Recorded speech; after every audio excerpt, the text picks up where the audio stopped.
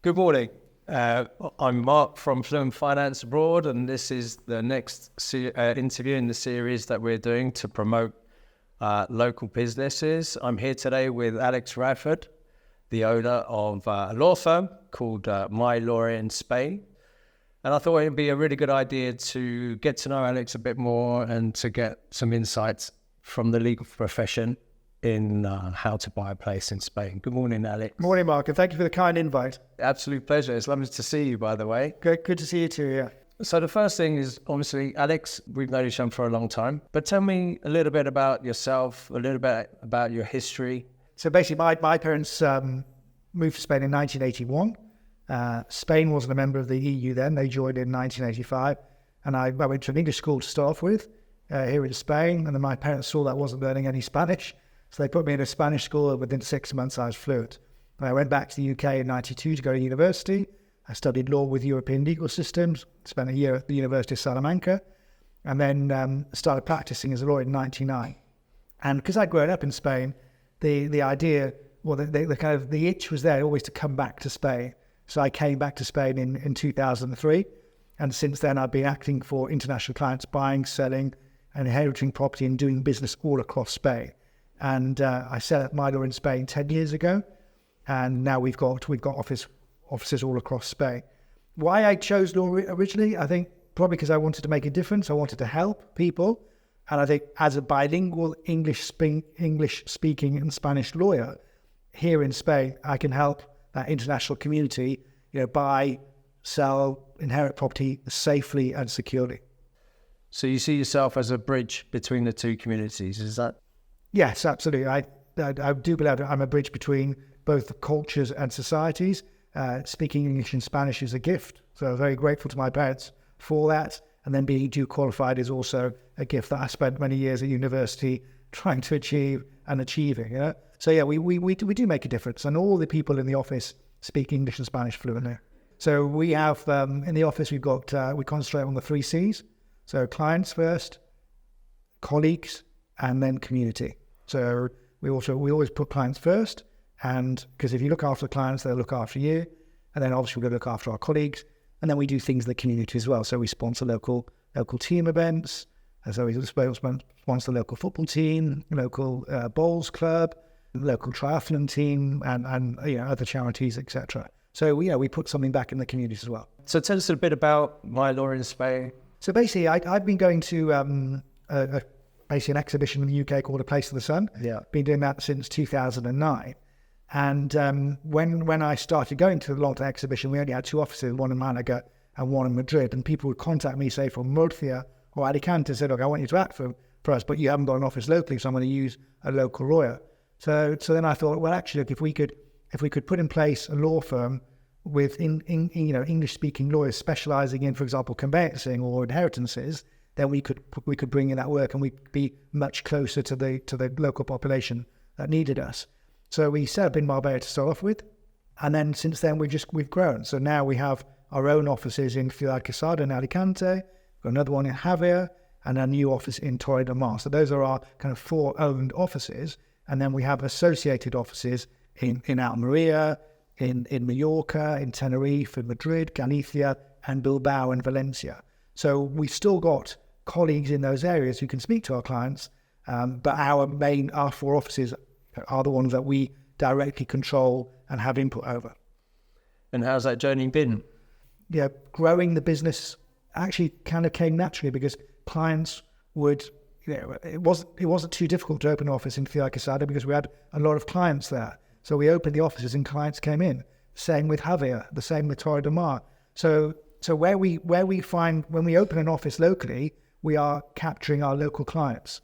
And obviously we've got some great videos on YouTube about moving to Spain, taxes payable to Spain, residencies, visas, etc. And those help as well. So yeah, I mean, I'm very happy with where the brand's going. I'm very happy with the team. I've got a great team. Very proud of the team that we've built over the last 10 years. And we've gone from strength to strength. So it's proud moments. Your work ethic is pretty high. Yeah. Is that right? Yeah. So listen, we are We work hard and play hard, yeah. But we work very hard. So yeah, I travel between the offices, travel abroad to see clients as well. But we've got a core team in the office, great support staff. So if I'm not there, there are other lawyers in the office that step up. And initially, the Ride in Spain started with just myself, and then I've managed to grow that over the years and bring in very valuable team members who are super capable and are basically becoming leading lights in their own areas now. For example, inheritance and wills, we're specialising in that area. We've got a lot of work in that area, and then conveyancing property. We've got a lot of property work on the go. So those two areas, and now tax. We've got a tax lawyer in our office, so we're expanding tax area, and also non-residence income tax. So we're basically international clients moving to Spain, or thinking about actually becoming a resident. We can help them with that move, and then once they're here, we can continue to provide legal services to them. So your firm, I wanted to ask you that. So what areas do you specialise in here? You obviously conveyancing law, property law, inheritance, residency, and taxation. Is there anything else that you do? No, that's basically it. So wills, probate, property work, buying, selling, donating properties, and then taxation for residents and non-residents. Yeah. What are the differences between buying a property in Spain to the UK, for example? Right. Okay. I mean, the principle is kind of generally the same, in that you find a property, you make an offer, and that offer gets accepted, and then the conveyancing process starts. In Spain, what we find is that the agents will take monies off the clients, whereas in the UK, for example, and other jurisdictions, monies won't be taken by an estate agent. It will be between lawyers. Okay, so I'd say that's probably the main difference. And over in Spain, once you've signed the contract, you're committed to it. So we'd always recommend that clients send us the contract through, first of all, to look through that. So to insert clauses such as subject to survey, subject to mortgage, subject to certain, the property meeting certain planning requirements. Look at that reservation contract, and then go from there. In the UK, it goes straight to the lawyers, and the lawyers deal with that lawyer between lawyer. But here we deal with a lot of agents, and a lot of those agents are unregulated. So we've got to, deal with different contracts from all over the country. Whereas in the UK, solicitor to solicitor, there's a law society approved contract, so we've got one contract. Right. Here we haven't got that. But generally, we sign the contract, we'd exchange, we carry out our legal report back to the clients. We still carry out our searches like we do in the UK. Report back to the clients, assuming they're happy, we're happy. We exchange contracts, then we complete. Completion in the UK is over the phone. So when I was working as a conveyancing lawyer in the UK, exchange contracts over the phone, and you complete over the phone, lawyer to lawyer. In Spain, we've got to go down to the notary. Yeah. So we go down to the notary, we complete at the notary, and it's exchange of checks. More often now, you are doing exchanges, bank transfers, but by and large, it's still check driven, and you spend time at the notary. Whereas in the UK, it's just bank transfers. So there's similarities, but big differences as well. I think the whole notary system is a massive difference, which people struggle to understand. Is that generally because it's a Latin-based legal system in Spain? Yeah, so it's basically a civil law-based system. So we've got the notarial system there, and it took me some time getting used to it. But actually, once you've got used to it, the notary does provide some guarantees and does help along the process.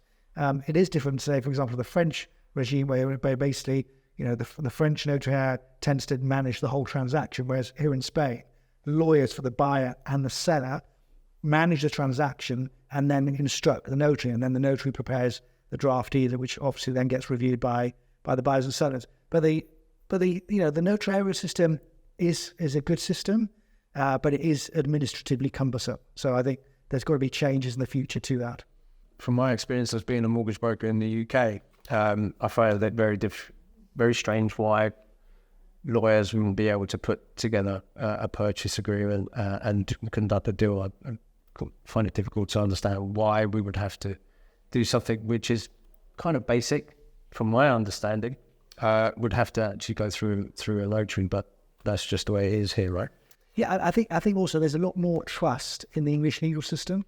So, for example, we have things like we have what's called undertakings. So, undertakings, basically, if a solicitor promises something to their colleague, to another solicitor, that's a promise that you've got to, adhere to. We don't have that system here in Spain, and the regulatory system of Spanish lawyers is not as intense as it is in the UK. Okay, well, that brings me nicely to the next question then. So how are Spanish lawyers regulated and policed? Yeah, so basically you've got the College of Lawyers.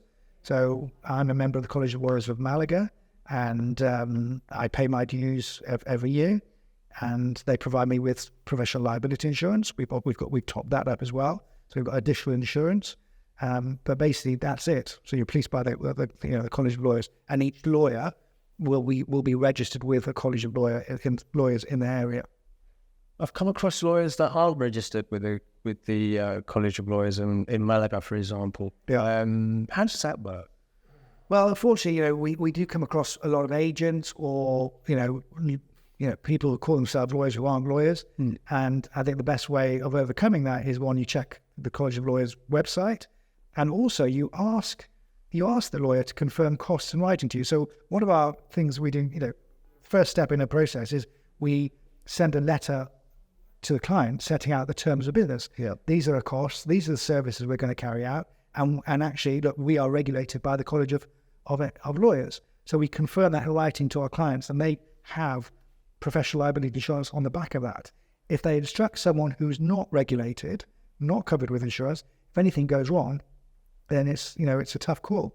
And you can't sue them. They can't. Well, they can sue them, but there's no insurer behind them to protect them. So it is really important. I think the clients instruct or speak to independent lawyers who speak their language, specialise in the area of law that they want, and also that they're regulated with the local College of Lawyers. So what you're saying is the regulation in Spain for lawyers is fairly weak? I'd say it could be stronger, Mark. It could be stronger. So, if I compare both systems, the UK system is much more thorough, more regular reviews, and it's a very good system. And I think the Spanish regulatory system for lawyers has some catching up to do, yeah. We deal with many lawyers in our day-to-day business, and we come across those that are registered with the College of Lawyers and ones that aren't. And it confuses us as to how that can be. Yeah. So let me just give you an example. They're also that in England and Wales, I think they're on their 5th edition of a conveyancing contract in all the years that it has existed. And that conveyancing contract is used by all lawyers in the UK when buying or selling property for their clients. In Spain, every time we deal with a different lawyer, it's a different contract. Right. So that's something that I've been disappointed that the Spanish College of Lawyers haven't progressed, yeah? So now that Brexit's been here, and obviously COVID's gone past now, we can focus on Brexit again. How has Brexit actually affected the property market in Spain? Well, I think we had a lot of clients buying property before Brexit. They wanted to buy property, they wanted to apply for residency before December 2019, and that happened. And we got their visas for them. We've got a busy residency team on the back of the Brexit referendum. We didn't really deal with residencies before, but now we do. There's residencies and visa team, which is very busy. And then post Brexit, non-Europeans, Brits included in that, are restricted to 90 days and a 180-day period. So if they want to spend longer than the consecutive 90 days, then they have to apply for a visa or a residency card. And that's really been the major change. And, years ago, someone would come over to Spain, they might see a business that they like, and they would buy it. They can't do that now. They've got to basically apply for a visa from the UK to be able to work in Spain, and someone from the Spanish consulate in their home country will have to decide whether or not to grant that visa. They've got to prepare a business plan, etc. So it's become a lot more bureaucratic and more difficult for non-Europeans, especially Brits, to come out to Spain to buy a business and move to Spain as easily as they did before. So it's more restrictive. However, what Brits certainly have got to be aware of is this isn't unique to Brits. These rules and regulations were in place before. So Americans, Canadians, Australians had those rules before. So the British people are now lumped in with these new regulations that existed before. So I got an inquiry the other day. A 29-year-old couple wanted to buy an animal refuge, like a cattery or something like that. That would be difficult for a Brit these days, right? If they haven't got Spanish nationality or European passport, then in effect they've got to apply to the Spanish consulate in the UK for a work visa to buy that business. Okay, which would be difficult to do it. It's not insurmountable, but more complicated, yeah. Sure. Whereas before they come out to Spain, they'd instruct a lawyer, carry out some due diligence on the business and buy it. Yeah. Now they need to prepare a business plan, not a bad thing, but they have to prepare a business plan, submit that to an official at the Spanish consulate, and then the Spanish consulate decides whether or not your business plan is good enough to buy a business, and that takes time. Of course. And by the time you've completed that, the business might be sold to someone else. Yeah, sure. So it's not very practical. So what are the different types of visas that people can actually go for? I think there's three main core ones, isn't Yeah, so the main visas are the non-lucrative visa, someone who wants to retire to Spain, maybe buy a property, rent a property, and that means they can spend the visa, they apply to the Spanish consulate in their local country for that visa. It's granted for a year, and then they renew it when they're here in Spain. That's the non-lucrative visa. You've got the golden visa. Essentially, someone has to buy a property of 500,000 euros plus in the name of one person only, no debt on it. And the good thing about that visa is you can apply for that visa from here in Spain, and it gets granted for an initial period of 3 years, and then that period is then extended. And the process of renewing is straightforward? Yeah, so long as you keep the investment, you keep the property debt-free in your own name. On the golden visa, it's easily renewed. You only have to spend 1 day in Spain to get that renewed. For the non-lucrative visa, you've got to spend a minimum of 180 days in Spain, okay? And when they calculate the days, they do it this way. They say, right, you come into Spain on a Tuesday and leave on a Wednesday. That's one night, but actually it's 2 days. So that's how they look at it, right. Okay? But yeah, so then you've got the non-lucrative visa, the golden visa, and then the digital nomad visa. That came into force. That law was a startups law. It came into force on the 28th of December, 2022. And with that law, basically someone who is employed by a company outside of Spain, if their company authorizes them to work from Spain, then they can apply for the digital nomad visa. And that companies have had to have been in existence for more than 12 months, and the employees had to work for them for at least 3 months. And then we apply for that visa from here. Again, it's the same department that handles the golden visa department.